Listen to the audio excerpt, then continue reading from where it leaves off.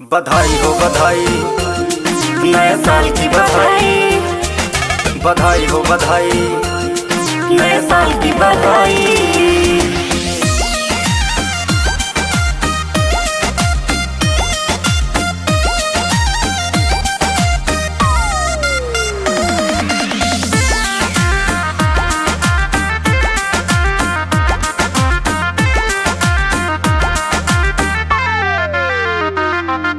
बधाई नए साल की, नए साल की बधाई।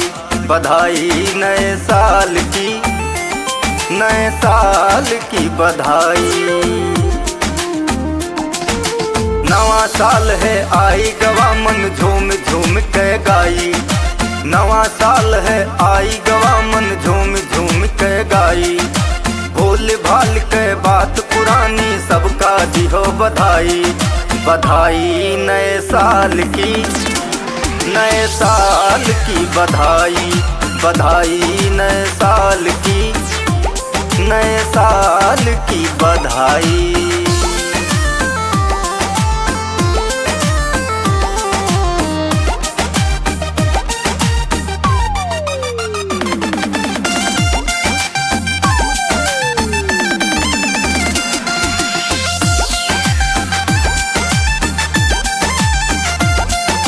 लड़त भिड़त सुख दुख माँ बीता बीता साल पुराना। बीता साल पुराना भैया, बीता साल पुराना। एक दूसरे से प्रेम बढ़ाओ, नया साल का मिला बहाना। नया साल का मिला बहाना भैया, नया साल का मिला बहाना। लड़त भिड़त सुख दुख माँ बीता बीता साल पुराना। एक दूसरे से प्रेम बढ़ाओ, नया साल का मिला बहाना। तो मनवा मंद मंद मुस्काई हो भैया, सबका दी हो बधाई। बधाई नए साल की, नए साल की बधाई। बधाई नए साल की, नए साल की बधाई।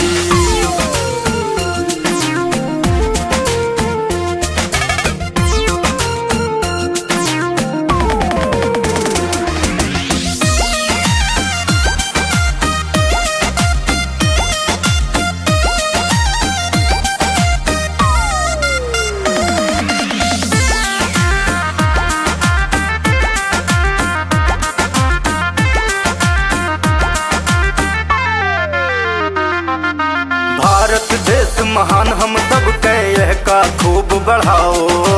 यह का खूब बढ़ाओ भैया, यह का खूब बढ़ाओ।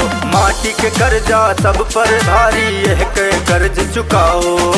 यह कर कर्ज चुकाओ भैया, यह कर कर्ज चुकाओ। भारत देश महान हम सब के यह का खूब बढ़ाओ। माटी के कर्जा सब पर भारी, यह के कर्ज चुकाओ। तो देशवा के नाम करो खूब भाई, तिरंगा लहर लहर लहराई। बधाई नए साल की, नए साल की बधाई। बधाई नए साल की, नए साल की बधाई। मेरी तरफ से और मेरी पूरी टीम की तरफ से आप समस्त देशवासियों को नव वर्ष की ढेर सारी शुभकामनाएं।